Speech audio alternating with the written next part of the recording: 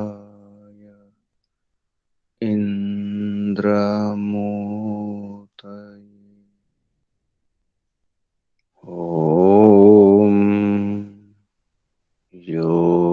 योगेन योगो ज्ञातव्यो योगो योगात् प्रवर्तते यो प्रमत्तस्तु योगेन स योगी रमते चिरम् ॐ यो अप्रमत्तस्तु योगेन स योगी रमते चिरम् ॐ हृदातष्टेषु मनसो जवेषु यद्ब्राह्मणाः संयजन्ते सखायः अत्राह त्वं विजुर्वेद्याभिरोह ब्रह्माणो विचरन्त्युत्वे अत्राह त्वं विजुर्वेद्याभिः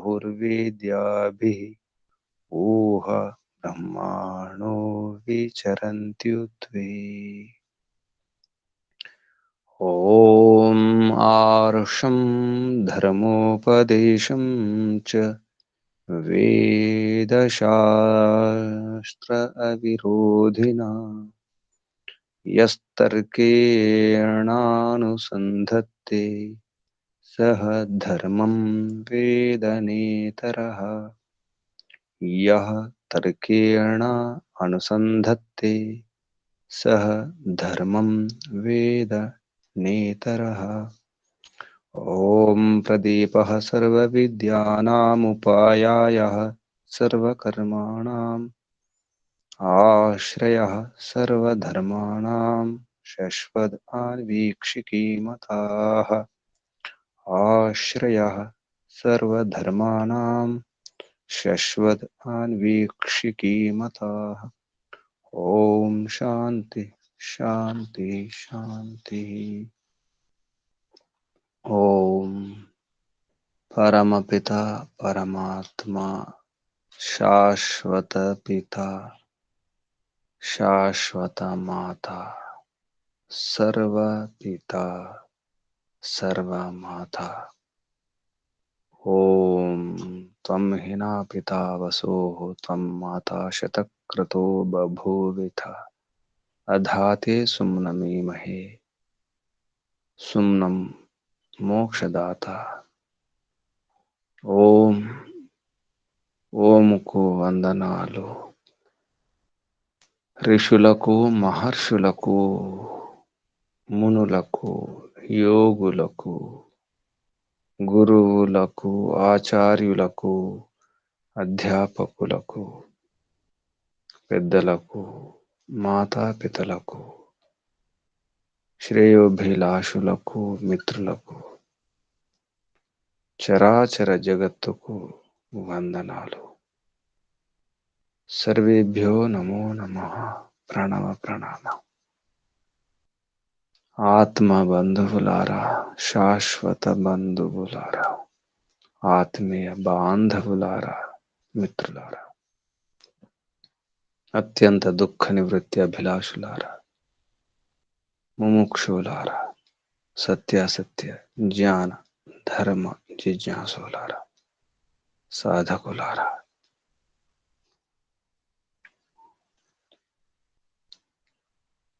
తత్వజ్ఞానా నిశ్రేయస అధిగమ తత్వజ్ఞానం కావాలి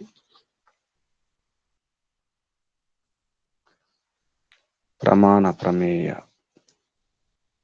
సంశయ ప్రయోజన దృష్టాంత సిద్ధాంత అవయవ తర్క నిర్ణయ వాద జల్ప వితండ హేత్వాభాస ఛల జాతి నిగ్రహ స్థానానాం తత్వజానాన్ నిశ్రేయస అధిగమ తత్వజానాత్ నిశ్రేయస అధిగమ తత్వజ్ఞానం వలన నిశ్రేయసము మోక్షము అధిగమ ప్రాప్తి లభిస్తుంది.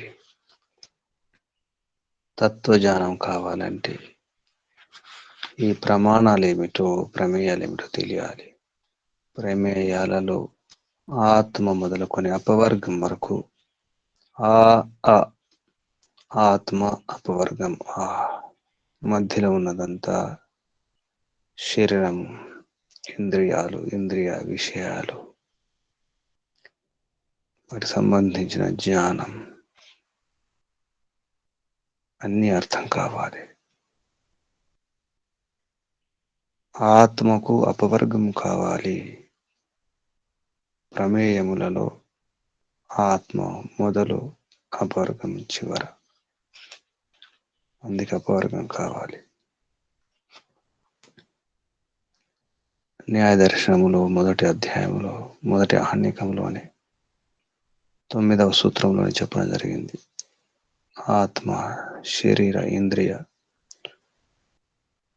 ఇంద్రియ అర్థాలు, బుద్ధి అంటే జ్ఞానము, మనస్సు, ప్రవృత్తి, దోష, ప్రేత్యభావ, ఫల, దుఃఖ, అపవర్గా తు ప్రమేయం. మధ్యలో ఉన్నదంతా ఆత్మ చేసే పురుషార్థమే. ఈ శరీరం గురించి, ఇంద్రియాల గురించి, ఇంద్రియ విషయాల గురించి, వాటికి సంబంధించిన జ్ఞానం గురించి, మనస్సు యొక్క రహస్యం, ప్రవృత్తులు, పాపపుణ్యాలు, దోషాలు, రాగద్వేష మోహాలు, ప్రేత్యభావం, పునర్జన్మ, కర్మఫలము, దుఃఖాల కారణం, చివరికి అపవర్గం. ఇది లక్ష్యం, ఇది కర్తవ్యం. మానవ జన్మ, మానవ దేహంలోనే ఇది సాధ్యం. కాబట్టి అసలు కర్తవ్యం ఏమిటి? అసలు కర్తవ్యం ఈ మిథ్యాజ్ఞానం పోవాలంటే అభ్యాసం చేయాలి. విశేష అభ్యాసం అవసరం ఉంటుంది. సమాధి విశేష అభ్యాసాత్ మేధాతిథి అక్షపాదుడు. అక్షములకే అక్షం నిజానికి, కనులకే కన్ను న్యాయ దర్శనం, పాదములకే అక్షములు కలవాడు, చాలా జాగ్రత్తగా అడుగులు వేసేవాడు, కాళ్ళకే కళ్ళు ఉన్నవాడు. గౌతమ మహర్షి చెప్పినటువంటి ఈ క్రమం, ఈ మార్గదర్శనం తప్పకుండా ఈ జన్మతోనే మోక్షం లభించడం చాలా సులభం. ఆ క్రమంలో చెప్పినటువంటి సూత్రం న్యాయ దర్శనంలో 4వ అధ్యాయంలో 2వ ఆహ్నికంలో 36వ సూత్రం సమాధి విశేష అభ్యాసాత్. సమాధి కొరకు విశేష అభ్యాసం అవసరం, లేదా విశేష సమాధి కొరకు అభ్యాసం అవసరం. అది కూడా దీర్ఘకాల నైరంతర్య సత్కార సేవితో దృఢభూమి. దీర్ఘకాలం అభ్యాసం అవసరం, నిరంతరం అభ్యాసం అవసరం. దీర్ఘకాలం నిరంతరం శ్రద్ధతో సేవించాలి, అభ్యాసాన్ని సేవించాలి. అప్పుడే వివేక జ్ఞానం కలుగుతుంది, ఆత్మజ్ఞానం కలుగుతుంది. ఆత్మజ్ఞానం అవసరం. ఆత్మకు సంబంధించిన మిథ్యాజ్ఞానం ఒకటి ఉంటుంది. ఈ శరీరం, ఇంద్రియాలు, ఈ ప్రపంచానికి సంబంధించిన మిథ్యాజ్ఞానం ఒకటి. అంటే విషయ మిథ్యాజ్ఞానము, ఆత్మ మిథ్యాజ్ఞానం. ఆత్మతత్వం అర్థం కావాలి.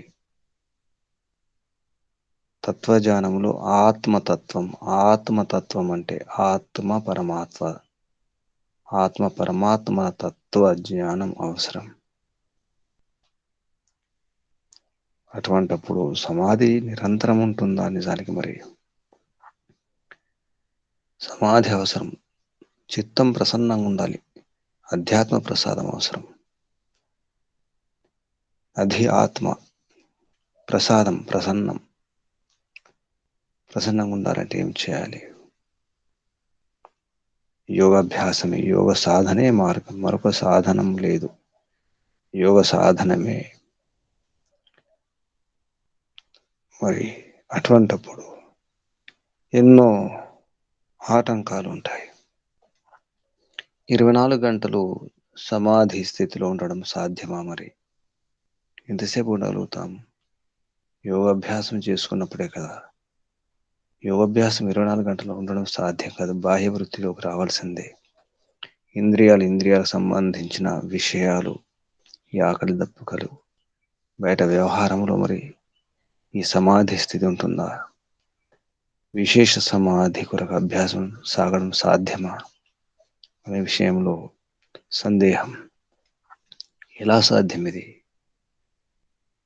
ప్రతి క్షణం, ప్రతి నిమిషం, ప్రతి గంట, దినమంతా ఉండడం సాధ్యం కాదు. రాత్రి పడుకోవాల్సిందే.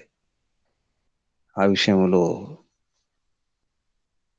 న్యాయదర్శనము 4వ అధ్యాయము 2వ ఆహ్నికం, ద్వితీయ ఆహ్నికంలో 37వ సూత్రంలో చెప్పడం జరుగుతుంది.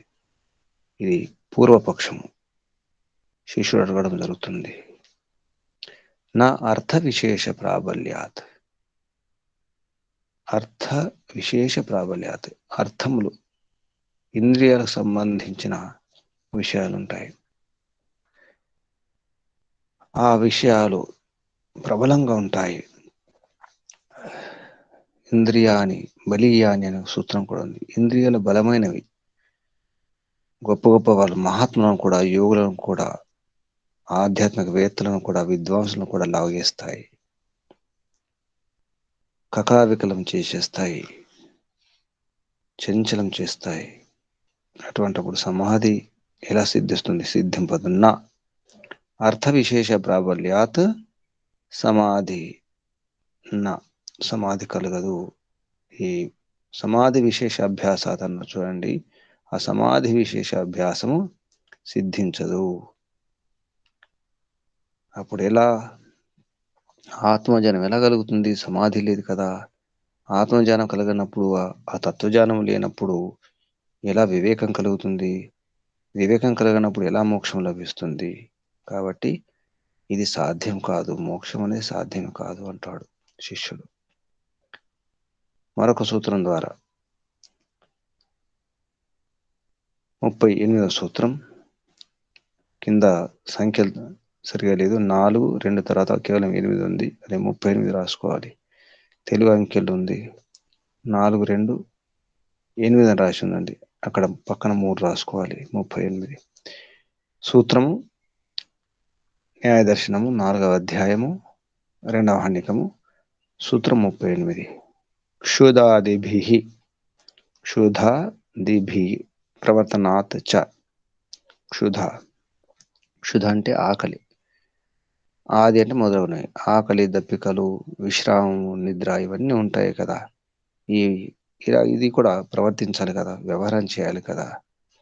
ఆకలి దప్పికలు తీర్చుకోవడానికి సాధనలు కావాలి, ఆహారం కావాలి, వ్యవహారం చేయాలి.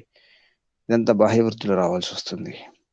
ఈ ప్రవృత్తి వలన కూడా మళ్ళీ సమాధి విశేష అభ్యాస అక్కడ నా తీసుకోవాలి. క్షుధాదిభి ప్రవర్తనాత్ సమాధి విశేష అభ్యాసం నా. ఈ సమాధి విశేష అభ్యాసం అనేది కుదరదు. అటువంటప్పుడు ఆత్మజ్ఞానం కలగదు. కలిగినప్పుడు వివేక జ్ఞానం లేదు కాబట్టి, తత్వజ్ఞానం కలగదు కాబట్టి మోక్షం లభించదు. సమాధి సిద్ధించడం లేదు కదా. కాబట్టి ఈ వ్యవహారం అంతా కుదరదు అని శిష్యుడు అడగడం జరుగుతుంది. సందేహం ఇది. దానికి సమాధానంగా గురువుగారు చెప్పడం జరుగుతుంది. మన గురువుగారు గౌతమ మహర్షి న్యాయదర్శనం 4వ అధ్యాయం 2వ ఆహ్నికం 39వ సూత్రం సమాధానం. పూర్వకృత ఫల అనుబంధాత్ తదుత్పత్తి. తదంటే ఇక్కడ సమాధి. ఆ సమాధి విశేష సమాధి అంటున్నారో అది లభిస్తుంది.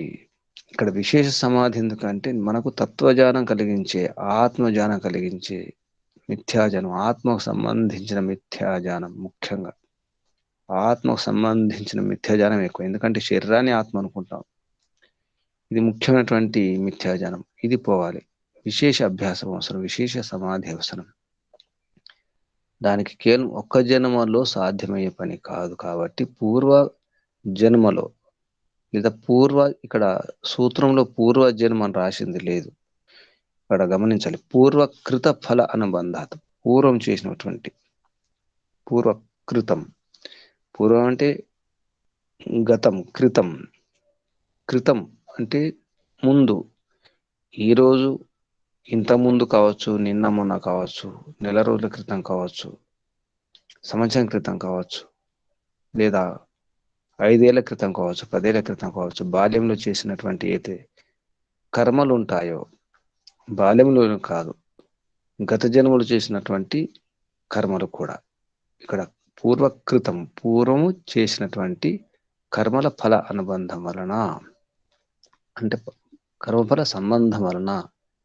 అనుబంధం అంటే ఏంటి? అనుసరించిన బంధం. ఇక్కడ అనుసరించిన బంధం అంటే పూర్వజన్మలు చేసిన కర్మలను దాన్ని అనుసరించినటువంటి ఆ బంధం వలన. బంధం ఏమిటి?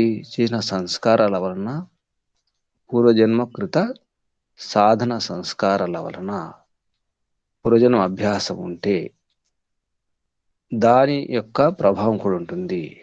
తదుత్పత్తి, తదంటే ఇక్కడ సమాధి విశేష సమాధి ఉత్పత్తి అవుతుంది, ఉత్పన్నమవుతుంది, సాధ్యమవుతుంది, ప్రాప్తిస్తుంది అని అర్థం.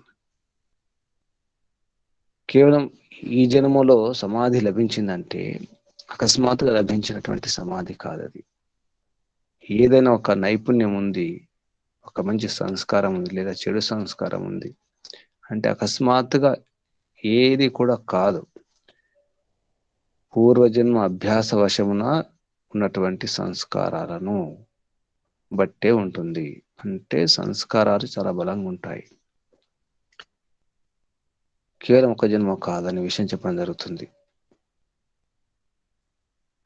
ఒక విషయం మనకు అర్థమవుతుంది, నచ్చుతుంది, రుచిస్తుంది అంటే పూర్వజన్మలు చేసిన సాధన ఉంది, లేదా పూర్వకృతం, చిన్నప్పుడు బాల్యంలో చేసినటువంటి సాధన కూడా కావచ్చు, చేసినటువంటి అభ్యాసం కావచ్చు. చిన్నప్పటి నుంచి మనం చేసినటువంటి సాధన కూడా పనిచేస్తుంది. అది బాహ్య విషయం కావచ్చు, లోపలి విషయం కావచ్చు. కళలు, ఈ చిత్రలేఖన కావచ్చు, సంగీతం కావచ్చు, నృత్యం కావచ్చు, కవిత్వం కావచ్చు, మరి ఏదైనా పని కావచ్చు, నైపుణ్యం కావచ్చు, పూర్వకృత అభ్యాసం అవసరం ఉంటుంది అనే విషయం చెప్పడం జరిగింది.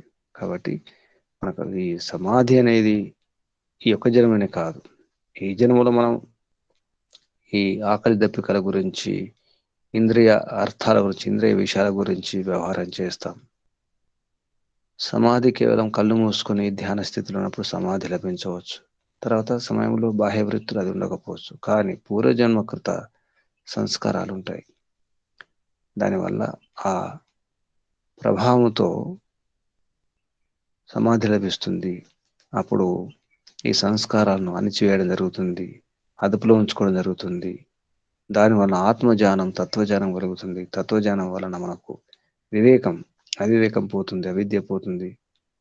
దానివలన సమాధి లభిస్తుంది. సమాధి వలన మనకు కర్మబంధనాలు దూరం అయిపోతాయి.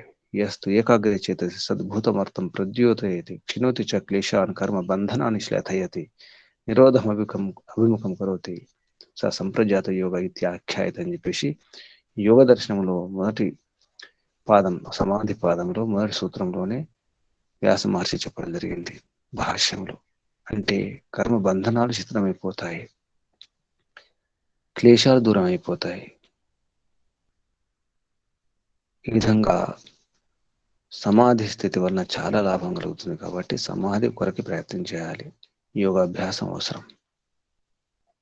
అయితే పూర్వజన్మకృత ఫలం వలన లభిస్తే అప్పుడు ఇంకా ఏం అవసరం లేదా?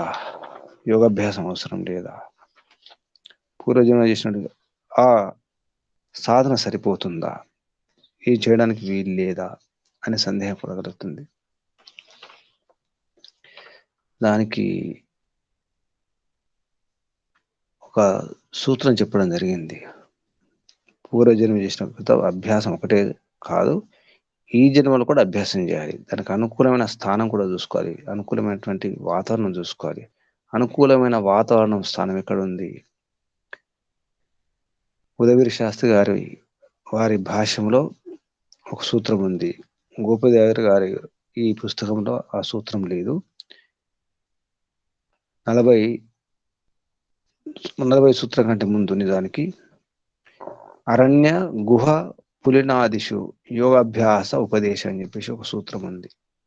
పూర్వకృత ఫలానుబంధాత్ తదు ఉత్పత్తి తర్వాత, అంటే పూర్వజన్మలో చేసినటువంటి ఆ సాధన, ఆ సంస్కారాలు సరిపోతాయా, మరి ఈ జన్మలో చేయకూడదనే సందేహం కూడా వస్తుంది కదా.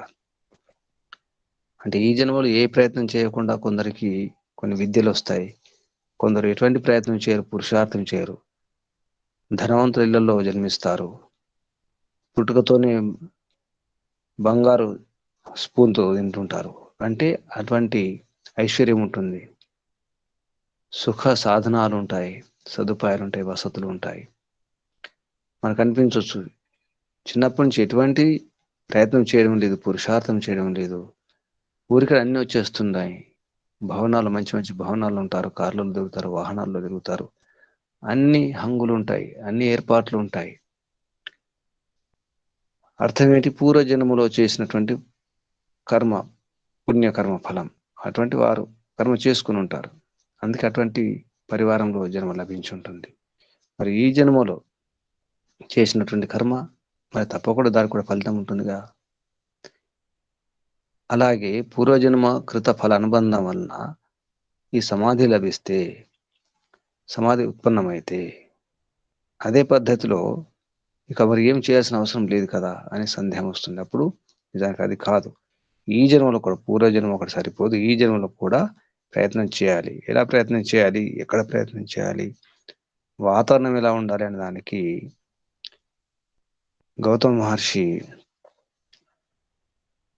పూర్వజన్మ కృత ఫల అనుబంధాత్ ఉత్పత్తి అనే సూత్రం తర్వాత మరొక సూత్రం వస్తుంది. అరణ్య గుహ పులినాదిషు యోగాభ్యాస ఉపదేశ. అరణ్యాలలో, గుహల్లో, లేదా అడవుల్లో, ఆశ్రమాల కుటీరాల్లో, గదుల్లో, అటువంటి వాతావరణం ఉన్నటువంటి ఆ భవనాల్లో కూడా చేసుకోవచ్చు. లేదా పులినాదిషు నదీ తటాకములు, చెరువులు, సరస్సులు ఉండే ప్రాంతంలో యోగాభ్యాస ఉపదేశ, యోగాభ్యాసం చేసుకుని ఉపదేశం ఇవ్వడం జరిగింది. నగరాల్లో ఉంటాం, గ్రామాల్లో ఉంటాం, మన గృహాల్లో ఉంటాం, నిజానికి అది వాతావరణం సరిపోదు. సమాధి లభించాలంటే తప్పకుండా అడవి లేదా నది తటాకం, చెరువులు, సరస్సులు, ఆ వాతావరణం ఉండాలి. అడవి ఉండి, గుహలుండి, సరస్సులు, నదులు, చెరువులు అటువంటి ఇంకా మంచిది. లేదా అడవైనా పర్వాలేదు, కనీసం ఊరు బయటకు వెళ్ళిపోయి చేసుకోవాలి. కనీసం నగరమైనా బయటకు వెళ్ళాలి. కనీసం నగరాల్లో ఉన్నటువంటి ఉద్యానవనాల్లో అక్కడ కూడా చేసుకునే ప్రయత్నం చేయాలి. వాతావరణం కొరకు ఇదంతా.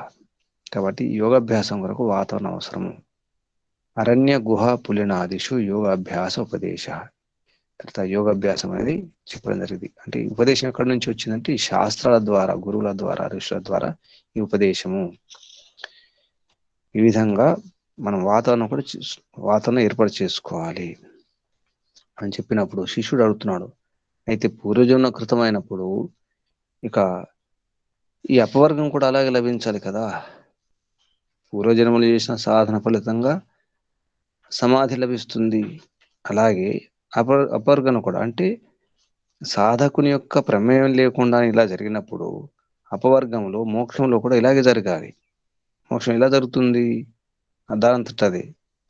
దానివల్ల ఏమవుతుంది? సాధకుని యొక్క అదుపులో లేకుండానే అన్ని జరుగుతాయి. సాధకుని యొక్క అదుపులో లేకుండా మోక్షంలో కూడా ఈ ఇంద్రియాలు, ఇంద్రియ విషయాలు ఇవన్నీ కూడా వచ్చే అవకాశం ఉంది కదా. ఇక మోక్షంలో సుఖం ఎక్కడిది? మోక్షం సుఖం ఉండే అవకాశం లేదు కదా. కాబట్టి మోక్షం కూడా వ్యర్థమే అనే ఉద్దేశంతో ఈ సూత్రం చెప్పడం జరిగింది. గోపదేవ్ గారి పుస్తకంలో 40వ సూత్రం. పూర్వపక్షం అపవర్గే అపి ఏవం ప్రసంగ. అపవర్గంలో అపి కూడా ఏవం ఈ విధంగా ప్రసంగం వస్తుంది. కాబట్టి అపవర్గం అంటే మోక్షంలో కూడా ఈ సమాధి లభించినట్లుగానే దుఃఖాలు కూడా లభించే అవకాశం ఉంది కదా. సుఖ దుఃఖాలు, ఈ వ్యవహారం అంతా కూడా, ఎందుకంటే సాధకుని యొక్క అదుపులో ఏమీ లేదు కాబట్టి అనే అర్థంలో ఈ సందేహం అడగడం జరుగుతుంది. 40వ సూత్రం పూర్వపక్షం. నిజానికి అపవర్గంలో జరగడానికి వీల్లేదు, అలా ఉండదు నిజానికి. ఎందుకంటే అపవర్గం అంటేనే మోక్షం. మోక్షం అంటే అక్కడ మిథ్యాజ్ఞానం ఉండదు, ఇంద్రియాలయ జ్ఞానం ఉండదు, ఈ వ్యవహారం ఉండదు, ఆకలి దప్పికలు ఉండవు, నిద్ర ఉండదు. కాబట్టి ఇంద్రియాల యొక్క విషయాలు ఉండవు. ఈ సమస్య లేదు అని చెప్పడానికి 41వ సూత్రంలో గౌతమ మహర్షి చెప్పడం జరుగుతుంది. నా నిష్పన్న అవశ్యం భావిత్వాత్. నిష్పన్నం అంటే ఇక్కడ ఉత్పన్నం కావడం. నిష్పన్న అవశ్యం భావిత్వాత్, ఇక్కడ నిష్పన్నం అవుతుందో దానికి తప్పకుండా కారణం ఉండాల్సిందే. కారణం లేకుండా ఇది జరగదు. ముక్తిలో జ్ఞానం అనేది అంటే ఇంద్రియార్థ సన్నికర్షోత్పన్నం జ్ఞానం ఏది అంటామో, ఇంద్రియాలు, ఇంద్రియ విషయాలు, ఈ ఆకలి దప్పికలు ఇటువంటి ఏమి ఉండవు. నిష్పన్న అవశ్యం భావిత్వాత, కర్మానుసారంగా ఉత్పన్న శరీరం కూడా అక్కడ ఉండదు నిజానికి. అంటే బాహ్య విషయాలు ఏమి ఉండడానికి వీల్లేదు, బాహ్య విషయాల జ్ఞానం లేదు. అక్కడ ఇంద్రియాలే లేవు, ఇంద్రియాల ద్వారా లభించే జ్ఞానమే ఉండదు. ఇంద్రియాల ద్వారా లభించే జ్ఞానం ఎప్పుడు అక్కడ ఈ వృత్తులు, సంస్కారాలు ఏమి ఉండవు, అంటే దుఃఖాలు ఏమి ఉండవు. ఈ బయట భౌతిక లౌకిక సుఖ దుఃఖాలు ఉన్నట్టుగా రాగద్వేషాలు, ఈర్ష్య ఇటువంటి ఏమి ఉండవు. ఎప్పుడైతే ఇంద్రియాలు, ఇంద్రియార్థాలు, ఈ వ్యవహారం ఉంటుందో రాగము, ద్వేషము, మోహం ఉంటాయి. రాగము, ద్వేషం, మోహం అంటే కామక్రోధ లోభము, ఈర్ష్య, ద్వేషాలు అన్నీ ఉంటాయి. కాబట్టి అటువంటివి ఉండడానికి వీలేదు మోక్షములు. నా నిష్పన్న అవశ్యం భావిత్వాత్, ఈ కారణం వలన అపవర్గంలో, మోక్షంలో దుఃఖము అనేది, దుఃఖం ఉత్పత్తి లేదు. దుఃఖం పుట్టడమే అని జరగదు. తర్వాత సూత్రంలో తద్ అభావచ్చ అపవర్గే తద్ అభావం. ఏంటి తద్ అంటే ఇక్కడ ఈ దేహము, ఇంద్రియాల సంబంధించిన వ్యవహారం అనేది అక్కడ ఉండదు. అసలు దేహమే లేదు కదా, దేహం యొక్క అభావం ఉంటుంది, ఇంద్రియాల యొక్క అభావం ఉంటుంది. అప్పుడు ఈ దుఃఖం ఎక్కడిది, ఈ రాగద్వేషాలు, ఈ మోహాలు ఎక్కడి ఉండవు. బాహ్య విషయం లేదు, బాహ్య విషయ జ్ఞానం లేదు. బాహ్య విషయాలు జ్ఞానం కలగాలంటే దేహం ఉండాలి, దేహం ఉంటే ఇంద్రియాలు ఉంటాయి, ఇంద్రియాలు అంటే ఇంద్రియాలకు సంబంధించినటువంటి విషయాలు ఉంటాయి. ఇవన్నీ కారణాలు ఉండాలి. మోక్షంలో ఇవన్నీ ఏమి ఉండవు. ఇక్కడ స్పష్టంగా అభావం ఉంటుంది. సూక్ష్మ శరీరం లేదు, స్థూల శరీరం లేదు, కారణ శరీరం లేదు, ఏం లేదు, అంతా వదిలిపెట్టిపోవాలి. కేవలి కావాలి. కైవల్యం అంటేనే అర్థం అది. కాబట్టి మోక్షం అంటేనే కైవల్యం. ఏమి ఉండడానికి వీలు లేదు. కేవలం ఆనందమే ఆనందం, లేశమాత్ర క్లేశం ఉండదు, ఎటువంటి దుఃఖం లేదు, ఎటువంటి సమస్య లేదు, ఎటువంటి బాధ లేదు. అటువంటిది మోక్షం. కాబట్టి ఈ సమాధి స్థితి కొరకు, సమాధి ప్రాప్తి కొరకు ఏదైతే ప్రబలమైన బాధకాలు ఉన్నాయో, శత్రువులు ఉన్నాయో, అన్ని కూడా దూరం చేసుకుని వెళ్తాం అక్కడికి. ఎందుకంటే సర్వవృత్తి, అన్ని వృత్తుల నిరోధం చేసుకుంటాం, అన్ని నిరోధం చేసుకుంటాం. ఈ రజోగుణం, తమోగుణం యొక్క ఆ వృత్తులు, వాటికి సంబంధించిన సంస్కరణలన్నీ కూడా దగ్ధ బీజభావం, ఆ బీజాలను నాశనం చేసేస్తాం, భస్మం చేసి, బూడిద చేసి, మొలకెత్తకుండా చేసిన తర్వాత అక్కడ వెళ్తాం. కాబట్టి అక్కడ ఈ సమస్య లేదు. మరి ఈ సమాధి పొందడానికి ఏమైనా ఉపాయాలు ఉన్నాయా? సమాధి పొందడానికి ఉపాయాలు ఏంటి? ఈ అన్ని పోవాలి, సమస్యలన్నీ పోవాలి అంటే ఏం చేయాలి? అన్ని సంశయాలన్నీ పోవాలి, కర్మలన్నీ శిథిలమైపోవాలి. ఏం చేయాలి, ఉపాయం ఏమిటి అనే విషయంలో సూత్రం చెప్తున్నారు. 43వ సూత్రం, న్యాయదర్శనం 4వ అధ్యాయము 2వ ఆహ్నికం, 43వ సూత్రం. తదర్థ, ఇక్కడ తదర్థం ముద్రణ దోషం ఉంది ఇక్కడ, తదర్థం ఉండాలి. తదర్థం ఉంది అక్కడ. తదర్థం యమనియమాభ్యాస, యమనియమాభ్యాం, యమనియమాభ్యాం అంటే యమనియమాలు రెండు. యమనియమాభ్యాం ఆత్మ సంస్కార యోగాత్ చ అధ్యాత్మ విధి ఉపాయై. సంస్కార యోగాత్ చ అధ్యాత్మ విధి ఉపాయై. 43వ సూత్రం. తదర్థం దేని కొరకు? సమాధి సిద్ధి కొరకు. తద్ ఆ సమాధి కొరకు, అర్థం అంటే కొరకు, సమాధి సిద్ధి కొరకు. తదర్థం యమనియమాభ్యాం యమనియమాల యొక్క, యమనియమాల ఏం చేయాలి? యమనియమాల ద్వారా. ఇక్కడ తృతీయ విభక్తి ద్వివచనం. యమ ఒకటి, నియమ రెండు కాబట్టి ద్వివచనం ఇది. తృతీయ విభక్తి యమ నియమాభ్యాం ఆత్మ సంస్కార, ఆత్మ సంస్కారం. ఇక్కడ ఆత్మ సంస్కారం అంటే ఏంటి? సమాధి పొందడం అనేది. ఇక్కడ సమాధి అనే శబ్దానికి ఆత్మ సంస్కారం అనే శబ్దం వాడడం జరిగింది. ఆత్మ సంస్కార అంటే సమాధి పొందడం అనేది. దాని కొరకు ఏం చేయాలి? యోగాత్. యోగత అంటే ఇక్కడ యోగ్యత, ఏకాగ్రత, మనసును ఏకాగ్రం చేసుకునేదానికి యోగ అన్నాడు. యోగ అంటే ఇక్కడ యోగాభ్యాసం అని కాకుండా ఏకాగ్రత, వాటి కొరకు. అధ్యాత్మ విధి, ఈ యోగ అంటే ఇక్కడ మన చిత్తవృత్తి నిరోధ యోగ అన్నాం. యోగ చిత్తవృత్తి నిరోధ, ఆ యోగ చిత్తవృత్తి నిరోధ అనే దానికి ఇక్కడ యోగ తీసుకోవాలి, అంటే ఏకాగ్రం కొరకు. యోగాత్ చిత్తవృత్తి నిరోధాత్ అని మనం రాసుకోవచ్చు. యోగాత్ చిత్తవృత్తి నిరోధాత్, చిత్తవృత్తి నిరోధం ద్వారా. తర్వాత అధ్యాత్మ విధి, అక్కడ అధ్యాత్మ విధి ఉపాయై. అధ్యాత్మ విధి, ఇక విధి అంటే శాస్త్రాలు. అధ్యాత్మ శాస్త్రాలలో చెప్పినటువంటి ఉపాయాల ద్వారా. విధి ఉపాయై, ఉపాయ బహువచనం, తృతీయ విభక్తి బహువచనం. ఈ అధ్యాత్మ విధి, అధ్యాత్మ శాస్త్రాల్లో చెప్పినటువంటి ఉపాయముల ద్వారా, యమనియమాలు వాటి ద్వారా. తర్వాత ఏం చేయాలి? యమనియమాలు వాటి ద్వారా యోగ చిత్తవృత్తి నిరోధం ద్వారా. ఇక్కడ మూడు యమనియమాల అభ్యాసం ద్వారా, తర్వాత యోగ చిత్తవృత్తి నిరోధం ద్వారా, తర్వాత అధ్యాత్మ శాస్త్రాలలో చెప్పినటువంటి ఉపాయముల ద్వారా ఏం చేయాలి? తదర్థం సమాధి సిద్ధి కొరకు ఇవన్నీ చేయాలి. చేస్తే ఏమవుతుంది? సమాధి లభిస్తుంది. సమాధి లభిస్తుందంటే మనసు చిత్తం ఏకాగ్రం అవుతుంది. ఏకాగ్రం అయితే మన దుఃఖాలు, కర్మ బంధనాలు శిథిలమైపోతాయి. అప్పుడు అవివేకం పోతుంది, అవిద్య పోతుంది. అవిద్య పోతే వివేకం కలుగుతుంది. వివేకం కలిగినప్పుడు తత్వజ్ఞానం, ఆ తత్వజ్ఞానం ఉన్నదన్నట్టు యథార్థంగా తెలుస్తుంది. యథార్థ జ్ఞానం కలిగితే ఇక కర్మ బంధనాలు పోయినట్టే, క్లేశములు శీతలమైపోతాయి. దాని ద్వారా మనకు మోక్షం లభిస్తుంది. మోక్షం లభించాలంటే ఇది పద్ధతి. యమనియమాలు, యోగ, అధ్యాత్మ శాస్త్రాల గురించి ఇక్కడ చెప్పడం జరిగింది ఈ సూత్రంలో. ఈ మూడు విషయాలు బాగా గుర్తుంచుకోవాలి. యమనియమాలు వాటి ద్వారా ఏమవుతుంది? ఆత్మ సంస్కారం జరుగుతుంది. ఆత్మశుద్ధి, ఆత్మశుద్ధి లేని ఆచారం అధ్యయల, చిత్తశుద్ధి లేని శివ పూజలేలయ. చిత్తశుద్ధి ఉండాలి, ముఖ్యంగా ఆత్మశుద్ధి లేని ఆచారం అది ఎలా. ఆత్మశుద్ధి అంటే ఇక్కడ ఆత్మ సంస్కారం. ఆత్మ సంస్కారం అంటే సమాధి. సమాధి యొక్క మరొక పేరే ఆత్మ సంస్కారం. వ్యవహారంలో మనం ఆత్మశుద్ధి అంటాం.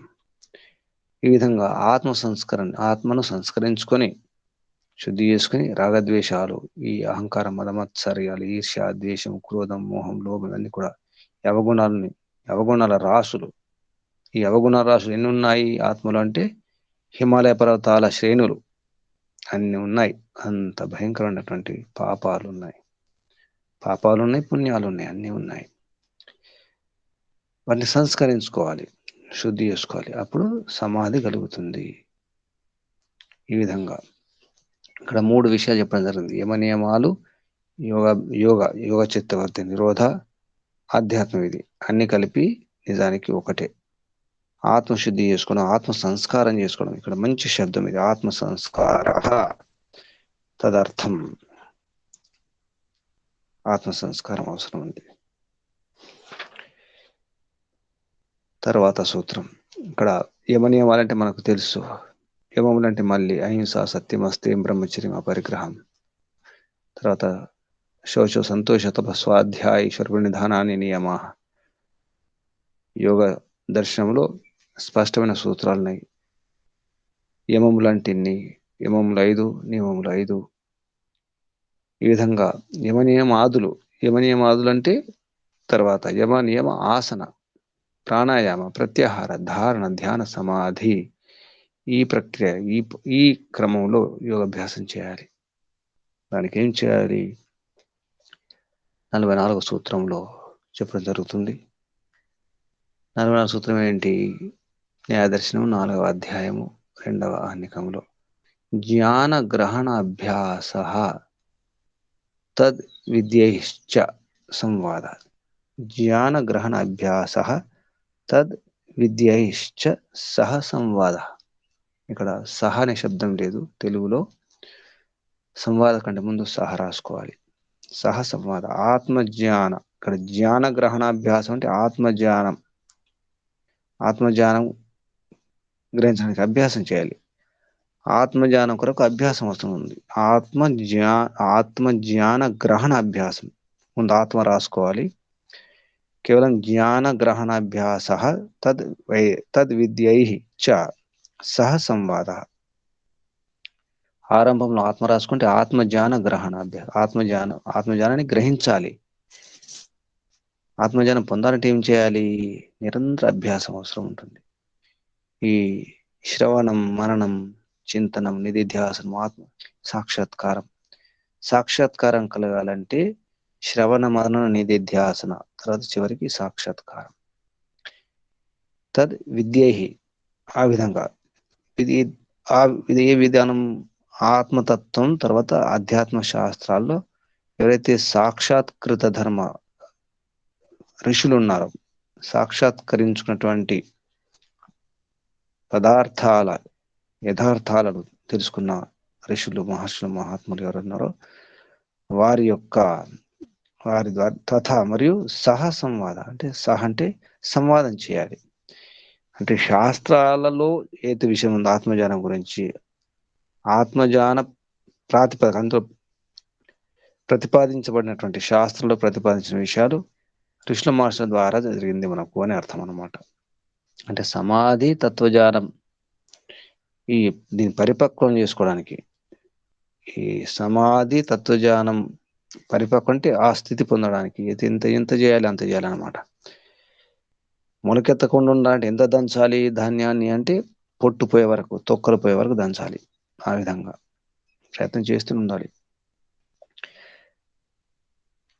జ్ఞాన గ్రహణాభ్యాసము. ఇక్కడ 2 విషయాలు గుర్తుంచుకోండి. జ్ఞాన గ్రహణాభ్యాసం ఒకటి, తద్ విద్య సంవాద. జ్ఞాన పదం అంటే ఆత్మజ్ఞానం.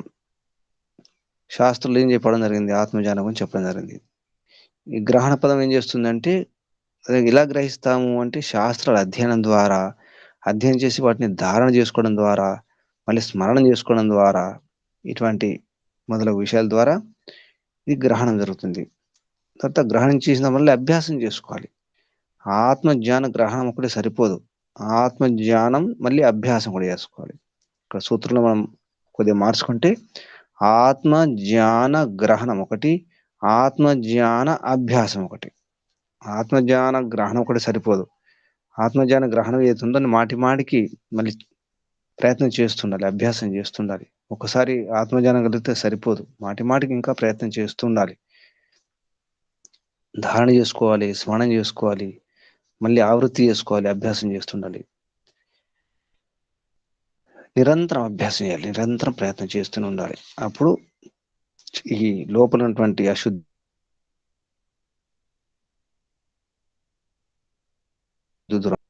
చింతనం చేసుకుంటూ అందులో సతతం ఉండాలి. సతతం నిరంతరం ప్రయత్నం చేస్తూనే ఉండాలి. దాని ద్వారా ఏమవుతుంది? తత్వజ్ఞానం, తర్వాత సమాధి లభిస్తుంది. ఆ సమాధి కూడా ఇంకా ముందుకెళ్ళాలి అని ప్రయత్నం చేస్తుండాలి. దాని కొరకే నాకు యోగ దర్శనంలో ఒక శ్లోకం కూడా వచ్చింది. స్వాధ్యాయాద్ యోగమాసీత యోగాత్ స్వాధ్యాయమామనేత్ స్వాధ్యాయ యోగ సంపత్య పరమాత్మ ప్రకాశతే. పరమాత్మ ఎలా ప్రకాశిస్తాడు, ఎలా కనిపిస్తాడు, ఈశ్వర్ సాక్షాత్కారం ఎలా అవుతుందంటే స్వాధ్యాయాత్ యోగమాసీత. స్వాధ్యాయం వలన, పంచమ విభక్తి ఏకవచనం, స్వాధ్యాయం వలన యోగమాసీత, యోగం లభిస్తుంది. తర్వాత ఆ యోగ దాని వలన యోగాత్ స్వాధ్యాయమామనేత్, ఆ యోగ సాధన చేస్తూ స్వాధ్యాయం చేస్తుండేది, స్వాధ్యాయం చేస్తూ యోగ సాధన చేయాలి. ఈ యోగ సాధన స్వాధ్యాయం అనేది పరస్పరం సాగుతూ ఉండాలి, రెండు అవసరమే. తర్వాత ఆ శాస్త్రాలలో చెప్పిన విషయం సంవాదం చేస్తుండాలి, చర్చ చేస్తుండాలి. శాస్త్రం చెప్పిన విషయాలు సంవాదం అవసరం ఉంటుంది. మంచి వాదం, మంచి చర్చ చేస్తుండాలి, అప్పుడు జ్ఞానం పెరుగుతుంది. ఈ విధంగా సంవాదం అవసరం ఉంటుంది. ఆ సంవాదం ఎలా చేయాలి అనే విషయంలో మరొక సూత్రం చెప్పడం జరిగింది, 45వ సూత్రం. కాబట్టి న్యాయశాస్త్రం చాలా అద్భుతమైన శాస్త్రం. కాబట్టి ఇటువంటి విషయాలు మాటి మాటికి చర్చ చేసుకుంటూ సంశయాలను దూరం చేసుకుంటూ ఉండాలి. ఎలా దూరం చేసుకోవాలి అంటే తం గురు శిష్య సహ బ్రహ్మచారి, ఇక్కడ సహ రాసుకోవాలి. తం గురు శిష్య సహ, అక్కడ అంటే సబ్రహ్మచారి అంటే సహ బ్రహ్మచారి. తం గురు శిష్య సబ్రహ్మచారి శిష్ట శ్రేయ అర్థిభి అనసూయుభి అభ్యుపేయాత్, 45వ సూత్రం. న్యాయదర్శనం 4వ అధ్యాయం 2వ హనికం 45వ సూత్రం. తం గురు శిష్య సబ్రహ్మచారి శిష్ట శ్రేయ అర్థిభి అనసూయుభి అభ్యుపేయాత్. అనసూయుభి అంటే అసూయ లేని వారు, ఎటువంటి అసూయ లేని వారు. తమ్ అంటే ఇక్కడ ఎవరు? తమ్ ఆ సంవాదమే తన్నం, పైన సంవాదం చేసుకోండి. తద్విద్య సంవాద అని చెప్పడం జరిగింది. సూత్రం 40 ముందు సూత్రంలో 43వ సూత్రంలో తమ్ ఆ సంవాదం ఎలా చేసుకోవాలంటే గురు శిష్యులు, ఇది మంచి షేర్ అనమాట. గురువు గారు శిష్యుడు కూడా ఒక్కోసారి సందేహ నివృత్తి చేసే అవకాశం ఉంటుంది. సందేహం ఎవరు అడగవచ్చు? గురువు కూడా అడగవచ్చు సందేహం, శిష్యుడు కూడా చెప్పవచ్చు, శిష్యుడు సందేహం అడగవచ్చు. ఈ విధంగా గురు శిష్య సబ్రహ్మచారి. సబ్రహ్మచారి అంటే తోటి బ్రహ్మచారులు, సహబ్రహ్మచారులు. ఇక్కడ సహబ్రహ్మచారి అవుతుంది. సబ్రహ్మచారి అంటే సహపాఠి అంటారు, సతీర్థులు అంటారు. సహపాఠులతో, సబ్రహ్మచారులతో, తర్వాత శిష్టులతో, తర్వాత శ్రేయస్సు అంటే శ్రేయార్థులు, మన శ్రేయోభిలాషులు ఉంటారు. ఇక్కడ శ్రేయం అంటే ఏంటి? నిజానికి మోక్షమే. వారితో శ్రేయోర్థులు, ఇక్కడ మంచి పదం వచ్చింది. నీ శ్రేయోభిలాష అంటాం మనం. మీ శ్రేయోభిలాషులు, హితైషులు. హితైషికి శ్రేయోభిలాషికి భేదం ఉంటుంది. హితం కోరేవాడు, మేలు కోరేవాడు అని అర్థం వస్తుంది. శ్రేయోభిలాషి అంటే మోక్షాన్ని కోరేవాడు, మీ యొక్క మోక్షాన్ని కోరేవాడు, మీ శ్రేయోభిలాషి. ఇప్పుడు నిశ్రేయసాధికం అన్నాం. నిశ్రేయసం అంటే మోక్షం, నిశ్చయపూర్వకంగా శ్రేయస్సది నిశ్రేయసం. శ్రేయస్సన్నా కూడా అంతే. శ్రేయో మార్గం, ప్రేయో మార్గం అంటాం. ప్రేయో మార్గం అంటే ప్రాపంచిక మార్గం, శ్రేయో మార్గం అంటే మోక్ష మార్గం. ఇక్కడ శ్రేయస్ అంటే ఏమిటి? మోక్షం. కాబట్టి శ్రేయోభిలాష అంటే మోక్షాన్ని కోరేవారు అని అర్థం వస్తుంది. సామాన్యంగా శ్రేయోభిలాషి, హితైషి అని ఒకటే అనుకుంటాం. ఈ విధంగా ఇటువంటి వారితో మనం ఏం చేయాలి? సంవాదం చేయాలి. అటువంటి సంవాదాన్ని చేస్తుండాలి. తర్వాత వాళ్ళు ఎలా ఉండాలి?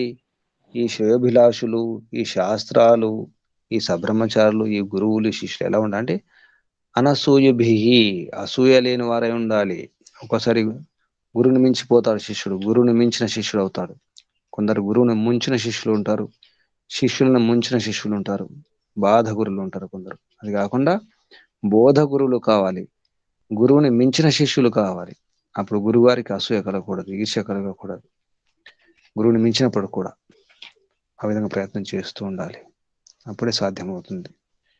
ఈ విధంగా మనం ఎటువంటి సాధన చేసుకోవాలి, ఎక్కడ సాధన చేసుకోవాలి, సాధన చేసిన తర్వాత ఆ క్రమం ఎలా ఉండాలి, ఆ విధానం ఎలా ఉండాలి చెప్పడం జరిగింది. శ్రేయోర్థులు, శ్రేయోర్థి. ఇక్కడ శ్రేయోర్థిలో తెలుగులో మధ్యలో ఒక గుర్తుంది, ఆ గుర్తు ఉండకూడదు నిజానికి. శ్రేయోర్థిలో ఇక్కడ శ్రేయోర్థి అంతే.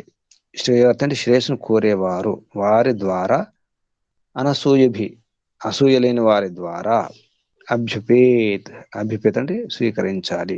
ఉపేతము, ఉపేతం, ఉపేతం. ఏతం అంటే ఇనగతం, గతి ప్రాప్తి అన్నమాట. అంటే స్వీకరించండి. అభ్యుపేయాత్ అంటే స్వీకరించండి. స్వీకరించాలి. ఎలా స్వీకరించాలంటే ఇలా స్వీకరించాలి. అప్పుడేమవుతుంది, ఆ సంవాదం ద్వారా ఇక మనకు విషయాలు అర్థమైపోతాయి. విషయాలు అర్థమైనప్పుడు సమస్యలు ఉండవు. కాబట్టి ఇది ప్రక్రియ, ఇది పద్ధతి. తర్వాత సూత్రం 46వ సూత్రం. తర్వాత సూత్రం ప్రతిపక్షహీనమపి వా ప్రయోజనార్థత్వ అర్థిత్వే. ప్రతిపక్షహీనం అపి, ప్రతిపక్షం లేకుండా ఉండే అవకాశం ఉంటుంది. వా అంటే మరియు, మరియు వా అంటే మరియు ఏంటి, మరియు లేదా లేక, లేదా అర్థిత్వే తత్వజ్ఞాన కోరికలు ఎప్పుడు. ప్రతిపక్ష రహితం, ప్రతిపక్షహీనం, ప్రతిపక్షహీనం అపి, ప్రతిపక్ష రహితం ఉన్నప్పుడు కూడా.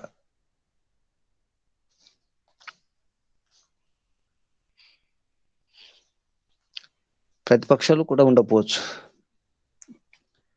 ఇక్కడ ప్రతిపక్షం అంటే ఏంటి, వ్యతిరేకత లేకుండా చూసుకోవాలి. గురు శిష్యుల మధ్య ఏదైతే చర్చ ఉంటుందో అప్పుడు ఈ వితండము, హేత్వాభాసము, జాతి నిగ్రహము, చలము ఇటువంటి ఏం చేయకుండా ఉండాలి. దానికి స్పష్టంగా మాట్లాడుకోవాలి గురువు గారు, శిష్యులు. ఇటువంటి మోసం లేకుండా, ఇటువంటి చిలకపటం లేకుండా వ్యవహారం చేయాలి. ప్రతిపక్షహీనమపి వా ప్రయోజనార్థం అర్థిత్వే. ప్రయోజనార్థం ఏం ప్రయోజనం, మన ప్రయోజనం ఏమిటి, తత్వజ్ఞానం కలగాలి. అది మన ప్రయోజనం. అంటే ఈ సంవాదంలో మన ప్రయోజనం తత్వజ్ఞానం కొరకు, సందేహం లేకుండా నిస్సందేహ జ్ఞానం కలగాలి. దాని కొరకే అర్థిత్వే. ఈ మనం ఏదైతే అభిలషిస్తున్నామో, ఆకాంక్షిస్తున్నాం, అందులో ఇది ఉండాలి. అర్థిత్వం అంటే ఆకాంక్షించడంలో, అభిలషించడంలో, కోరడంలో, ప్రయత్నం చేయడంలో ఈ ప్రయోజనం ఉండాలి. ఏం ప్రయోజనం అంటే తత్వజ్ఞానం కలిగే ప్రయోజనం ఉండాలి. ఈ గురు శిష్యులు ఒకరినొకరు ఆదరించుకోవాలి, జ్ఞానాన్ని పెంచుకోవడానికి ప్రయత్నం చేయాలి. అప్పుడు ఇది సాధ్యం.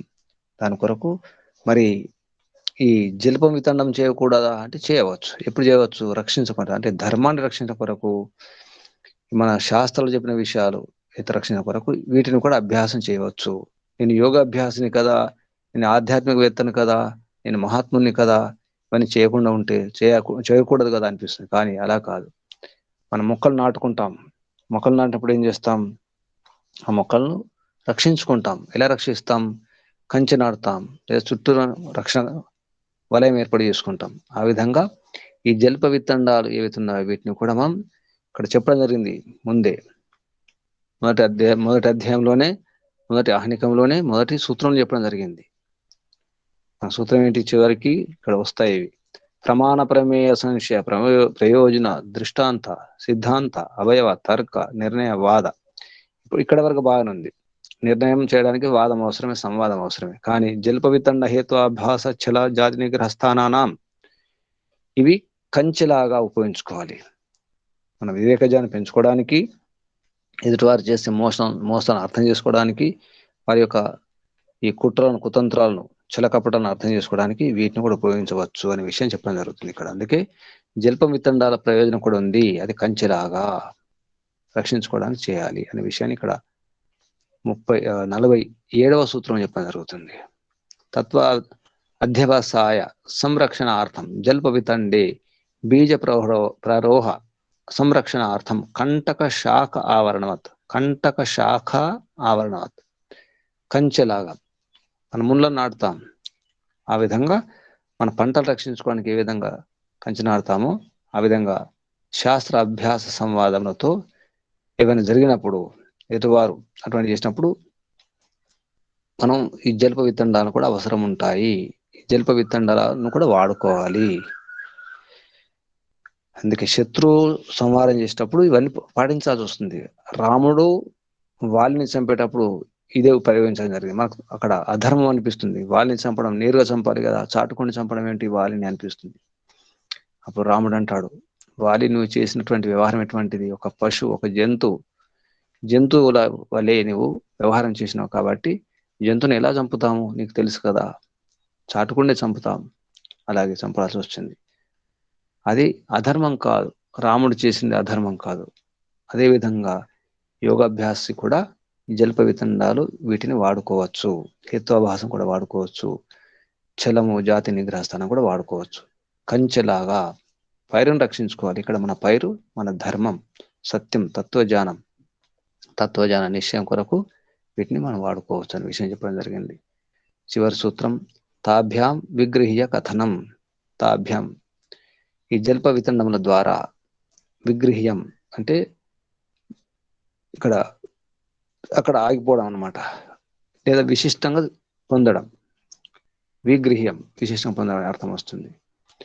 కాబట్టి ఈ వేదాలు నిందించేవారు, ధర్మ నిందించేవారు, వారికి వ్యతిరేకంగా వారు నిలబడాలంటే మనం కూడా ఆ ప్రశ్నలకు సమాధానం ఇచ్చేటప్పుడు వారు చేసినటువంటి వ్యవహారం మనం కూడా అర్థం చేసుకొని మనం ధీటుగా సమాధానం ఇవ్వడానికి వీటిని వాడుకోవాలి. తాభ్యం విగృహ్య కథనం, ఈ విధంగా చెప్పాలి. కథనం అంటే చెప్పాలి, తత్వాన్ని చెప్పే ప్రయత్నం చేయాలి. తత్వాన్ని చెప్పే ప్రయత్నంలో శత్రువు చేసేటువంటి వాటిని అర్థం చేసుకుని వారిని ఓడించడానికి, అంటే మనం వేటాడేటప్పుడు ఆ జంతువును మనం మోసం చేస్తాం, శత్రువుని ఓడించాలంటే ఈ ఈ ఉపాయం అవసరం ఉంటుంది. ఈ యుక్తి అంటారు దీన్ని, యుక్తి అనాలి. అది మోసం కాదు, యుక్తి. క్రూర జంతువుని చంపాలంటే తప్పకుండా చాటుకుండాలి, దాన్ని మోసగించాలి, దాన్ని మాయలో ఉంచి దాన్ని చంపాల్సి వస్తుంది శత్రువును. ఆ విధంగా మన ధర్మాన్ని రక్షించడం కొరకు, మనల్ని మనం రక్షించడం కొరకు, మన దేశం కొరకు వీటిని పాటించాలి. యుద్ధం అన్నప్పుడు యుద్ధమే, ఆపత్కాలే మర్యాద నాస్తి. ఈ విధంగా జల్ప వితండాదులను కూడా రక్షించుకోవడానికి, పైరును రక్షించే విధంగా కంచెలాగా ఉపయోగించుకోవాలి, రక్షించుకోవాలి. అప్పుడు మనం గెలుస్తాం, లేకపోతే ఓడిపోతాం. కంటక శాఖ ఆవరణవత్, ఇది అర్థం చేసుకోవాలి. కాబట్టి తాభ్యాం విగృహ్య కథనం. ఇక్కడ విగ్రహం అంటే వివేచన కొరకు, వివేచన కొరకు ఏం చేయాలి, విగ్రహం చేయాలి. దాని కొరకు ఇదంతా వ్యవహారం. అందుకే న్యాయదర్శనంలో అన్ని విషయాలు చెప్పడం జరిగింది. జల్పం కూడా చెప్పడం జరిగింది, హేత్వాభాసం చెప్పడం జరిగింది, వితండ చెప్పడం జరిగింది. ఇవన్నీ కూడా అవసరం ఉంటాయి. ఇవన్నీ కూడా ఆయుధాలు, అస్త్రాలు, శస్త్రాలు, వీటిని ఉపయోగించుకొని మనం ఈ ఏదైతే మన సమస్య ఉందో, దుఃఖాలు, కష్టాలు, రోగాలు, బాధలు, వీటిని దూరం చేసుకోవడానికి ప్రయత్నం చేయాలి. మన ప్రమేయాలు ఆత్మ, శరీరేంద్రియ, అర్థ, బుద్ధి, మన ప్రత్యాభావం, తర్వాత ఫలము, దోషాలు, దుఃఖాల అపవర్గం, వీటి గురించి అర్థం చేసుకోవాలి. ఈ విధంగా ఈ 4వ అధ్యాయం 2వ ఆనేకంలో చెప్పుకున్నాం. 4వ అధ్యాయం సంపూర్ణం ఈరోజు. తర్వాత 5వ అధ్యాయంలో ఎలా ఈ జాతి గురించి, ఎన్ని రకాల జాతి ఉంటాయి, ఎన్ని రకాల నిగ్రహస్థానం ఉంటుంది, ఎలా వాడుకోవాలి, నిజానికి మనం మాట్లాడే భాషలో ఎన్ని దోషాలు ఉంటాయనే విషయం అందులో ఉంటుంది. సత్యకి ఖోజ్ అనే పుస్తకం ఆరివన్ రోజు నుంచి స్వామి వివేకానంద పరివరాజ్ గారు ఒక మంచి పుస్తకం రాయడం జరిగింది. ఈ విషయంలో మాట్లాడే మన మాటల్లో ఉండే దోషాల గురించి స్పష్టం చేయడం జరిగింది. మన 5వ అధ్యాయం కూడా అదే విషయం, జాతి నిగ్రహస్థానం గురించి వస్తుంది. వాటిని ఎలా దూరం చేసుకోవాలి, ఎలా వ్యవహారం చేయాలి, దాని ద్వారా మన జ్ఞానాన్ని ఎలా అభివృద్ధి చేసుకోవాలి, తత్వజ్ఞానం ఎలా పొందాలి, చివరికి ఎలా మోక్షం పొందాలి. మోక్షం పొందడానికి న్యాయ దర్శనం నిజానికి అద్భుతమైన దర్శనం. ఇది మోక్ష శాస్త్రం అని చెప్తే ఇక్కడ ముగించేద్దాం. పరంపిత పరమాత్మ యొక్క అనుగ్రహంతో మనం ప్రయత్నం చేస్తున్నాం. తప్పకుండా ఈ జన్మతోనే మోక్షం పొందే అవకాశం ఉంది. మోక్షమే సరళం నిజానికి. బయట వ్యవహారమే కష్టం. బయట వ్యవహారం నటించాల్సి వస్తుంది. మోక్ష మార్గంలో నటన అక్కర్లేదు. స్పష్టమైన మార్గం మోక్ష మార్గం. ఏ కుట్రలు కుతంత్రాలు అవసరం లేదు మోక్ష మార్గంలో. కాబట్టి మోక్ష మార్గమే సులభం, మోక్ష మార్గమే శాంతి, అదే సంపూర్ణం, అదే సంతృప్తినిచ్చే మార్గం. ఈ లౌకిక మార్గం, ఈ భౌతిక మార్గంలో అందరినీ ఒప్పించలేము, అందరినీ మెప్పించలేము, ప్రతి ఒక్కరిని సంతృప్తిపరచలేము. కానీ మోక్ష మార్గంలో కేవలం పరంపిత పరమాత్మను మెప్పిస్తే చాలు, ఒప్పిస్తే చాలు. పరమాత్మ మన వైపు ఉంటే చాలు, మనం పరమాత్మ వైపు ఉంటే చాలు, అన్నీ లభిస్తాయి. భౌతికంగా లభించే సుఖాలతో పాటు మోక్షానందం కూడా లభిస్తుంది. ఇంత సరళమైనటువంటి, ఇంత ఉపయోగకరమైనటువంటి అద్భుతమైన మార్గం మోక్ష మార్గం. మోక్షమే సరళం, అదే సులభం అని చెప్తూ పరంపిత పరమాత్మకు, ఋషులకు, మహర్షులకు, గురువులకు అందరికీ ధన్యవాదాలు. మీకు ధన్యవాదాలు. ఓం శం. శాంతి శాంతి శాంతి. శాంతి పాఠం. ఓం శాంతి పాఠ. ఓం యో శాంతిరంతరిక్షం శాంతి, పృథివీ శాంతిరాప శాంతి,